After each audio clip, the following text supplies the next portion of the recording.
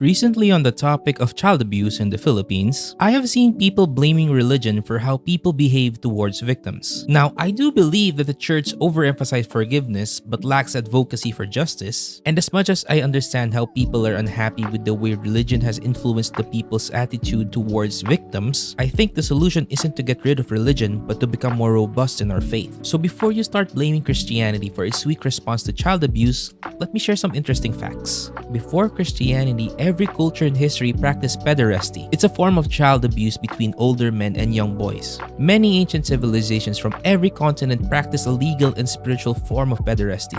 Greeks and Romans were so obsessed with the beauty of young boys they would write love poems. Middle Eastern empires would depict their kings as pretty twinks that they would describe as more beautiful than all the women in the land. Even to the east, Japan had their male concubines.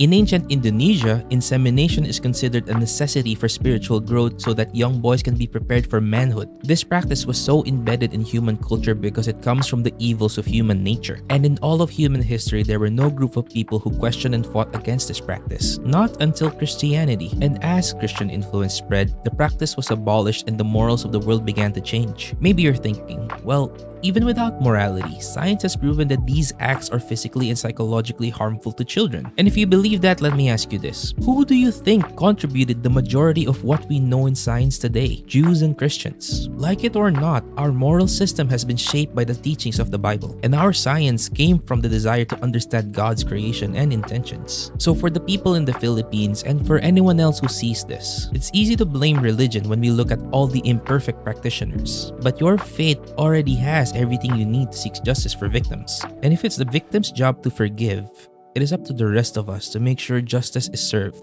and trust God that He will seek vengeance on your behalf.